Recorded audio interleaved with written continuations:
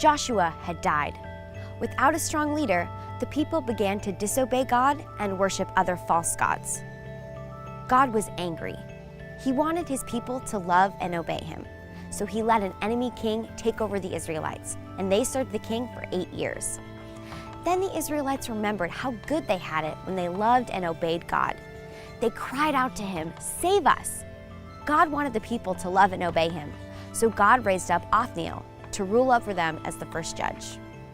Othniel led the Israelites into battle against the king of Aram, and God helped the Israelites win.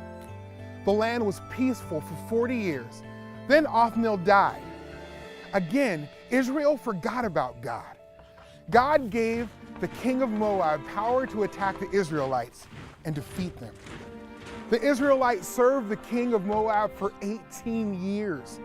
The Israelites were sad. They remembered how good they had it when they loved and obeyed God. They cried out to him, "Save us!" So God raised up Ehud to save them. The Israelites sent Ehud to the king of Moab, who was a very fat man. Ehud had a double-edged sword under his clothes. Ehud said, "I have a secret message for you." The king dismissed all his attendants, so he was alone with Ehud. When the king stood up, Ehud pulled out his sword. He pushed it into the king's belly.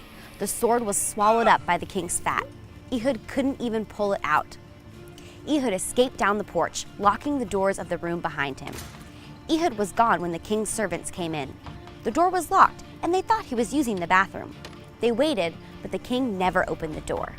The servants got worried, so they unlocked the door and found their king dead on the floor. When Ehud escaped, he blew a ram's horn, and he became the Israelites' leader. "God will help us defeat our enemies, the Moabites," Ehud told them.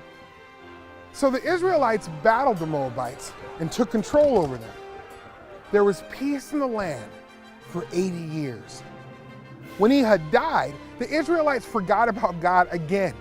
They turned away from him. When they remembered how good they had it, when they loved and obeyed God, they cried out to him, "Save us!"